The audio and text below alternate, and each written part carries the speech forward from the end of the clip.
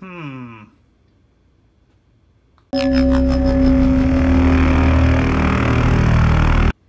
and welcome back to Plastic Models by a Regular Dude, and part 3 of the Bandai 1/24 scale North American P-51D Mustang. So here's what's been going on. In the last episode, I did steps 1 through 5. So when I ended there, I ended the video with the intention of putting this together here. And that is what I have done.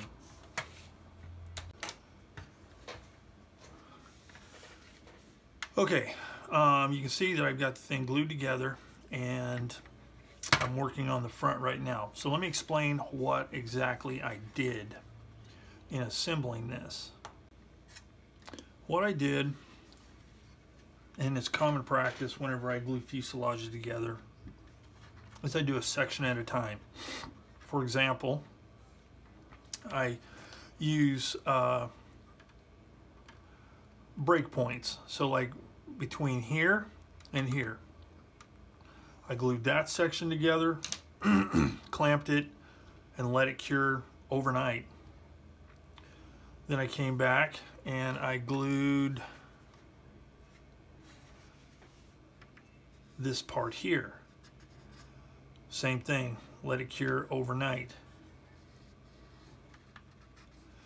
Then I moved to the top.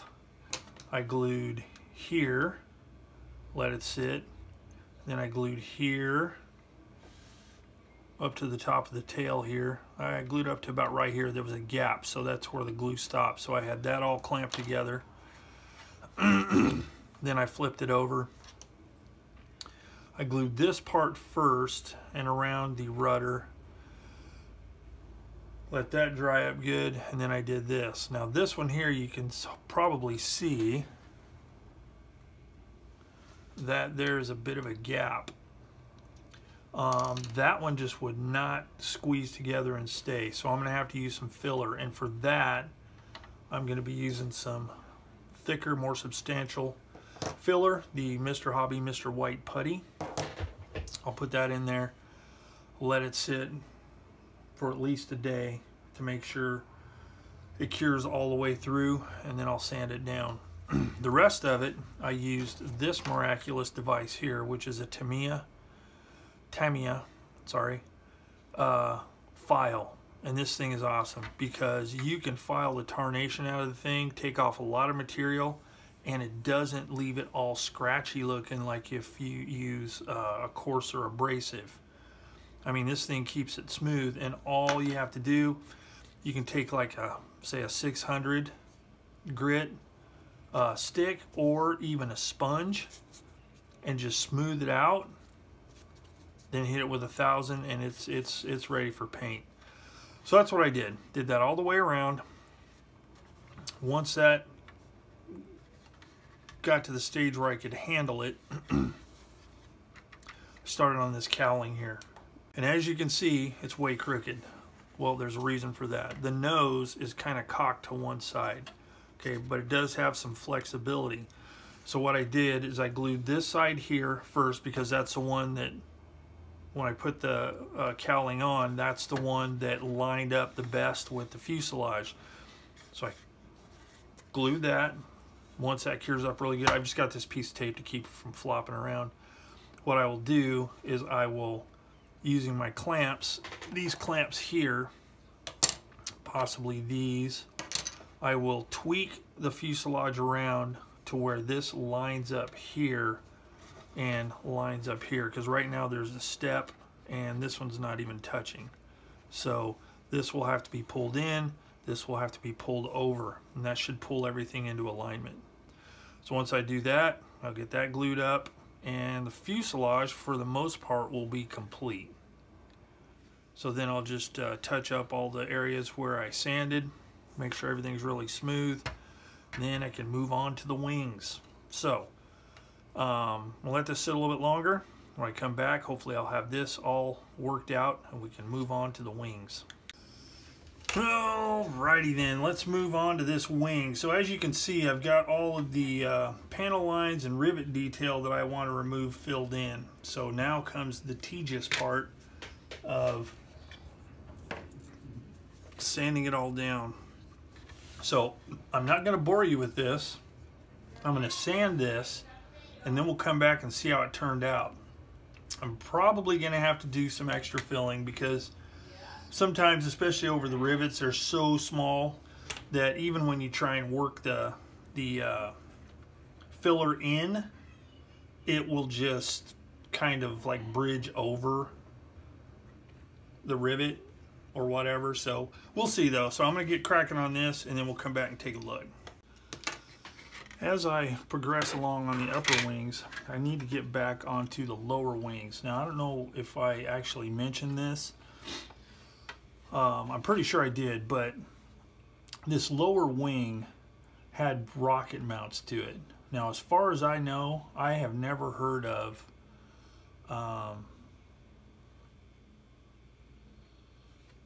the U.S. Army Air Force mounting rockets to P-51s in the European theater, which is where this aircraft I'm building is based. So I had to cut the mounts off, and in doing so, the inside of the wing, it had a cavity, it had a hole going all the way through. So once I cut those off and smoothed it, it left big holes. So what I did is I got some sprue, extra sprue, heated it, stretched it, put it into the hole as far as possible, then hit it with Tamiya cement, top and bottom, to plug the holes. So now all I have to do is take my cutter, cut it flush,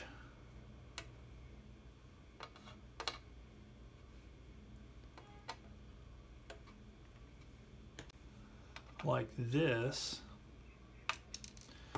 and then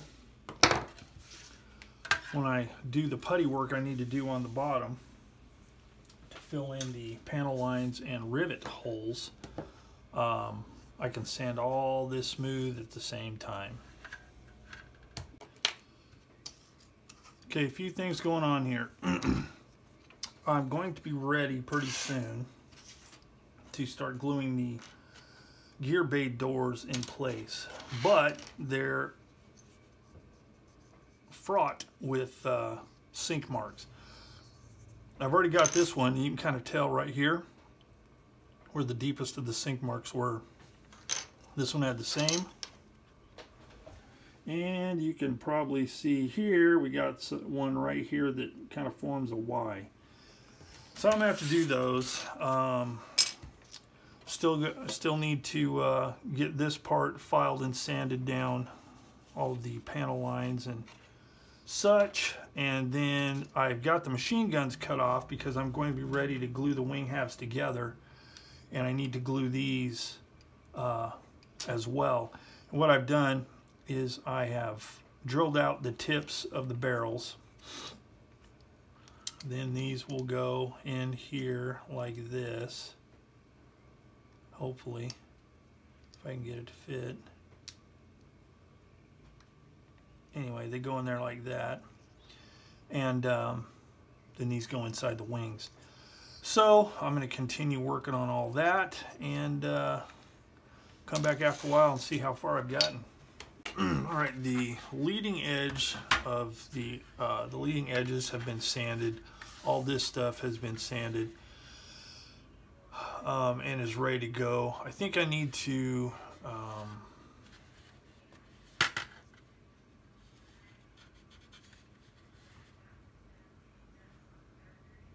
rescribe some panel lines.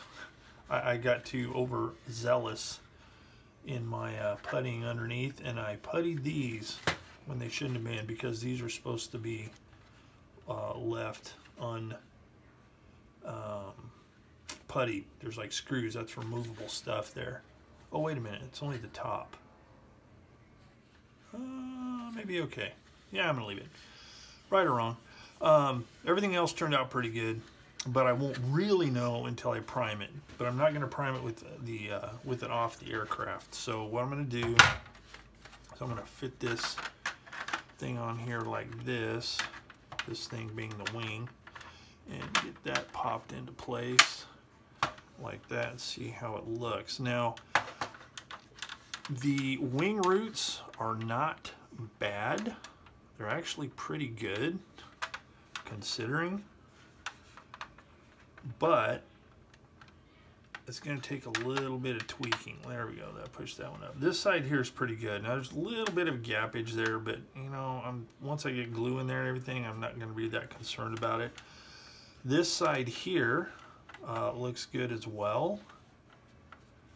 So I think once I get this stuff glued, it's going to be pretty good.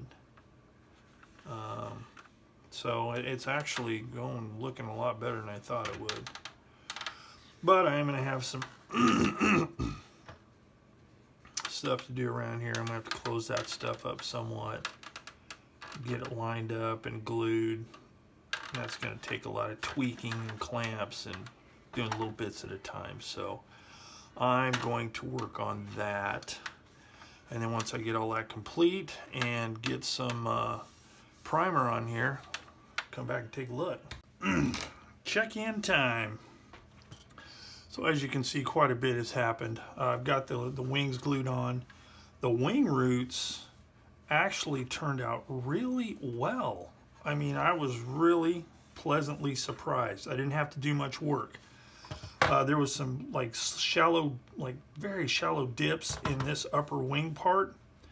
And I just used some sprue goo, slopped across there, and sanded it smooth. And then it just went together really nicely. I'm really stoked. I also got the machine gun / ammo doors, hatches, panels, whatever you want to call them. Got those glued in place. I got the horizontal stabilizers glued into place. I got the scoop glued in. I need to do a little bit of work right there. That gap's kind of big, but I can fill that in. Got the landing gear doors glued. Now you can see probably in here, I had to glue some little tabs for these to rest on. And those gaps are pretty big, but you know what? They're staying. I'm not gonna mess with them. I mean, again, it's gonna be hanging from the ceiling. If somebody sees those gaps, that's fine. But other than that, everything glued together pretty well. I also got the shrouds glued into place. I'm going to wait on the exhaust until I get everything painted. That'll be one of the last things I do, is the exhaust. So got all that done. I've got the mounting points for the drop tanks glued in place onto the drop tanks. So those are ready to go for paint. And they fit in there pretty well. Thusly. So those are ready. And then I got the spinner and the prop is all cleaned up. And the base plate, it had some ejector pin marks that were kind of deep, so I filled those in with some sprue goo. Once that cures really well, I'll be able to just put that on a piece of sandpaper and sand it down. And it actually fits pretty good. The trick is to put this in the base plate like this. Make sure it's bottomed out.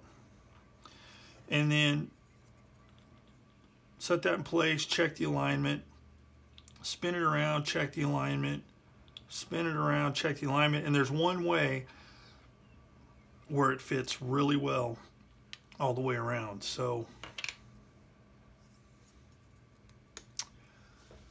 that is ready to go. So I think since I have some stuff that needs to cure up, and I'm going to take a little break from that, so I'm going to end this video right here. So that's the end of part 3 of the Bandai North American P-51D Mustang in huge 1/24 scale. So if you have any questions, hints, tips, concerns, just want to blab, got any whatever, just put them in the comments section down below and I'll respond as quick as I can. Also, if you've liked this so far, think about hitting the subscribe button if you haven't yet. Hit the old thumbs up for whatever that'll do. And yeah, so that's it. End of part number 3. So until next time, thanks for watching Plastic Models by a Regular Dude. And I will see you all on the next one.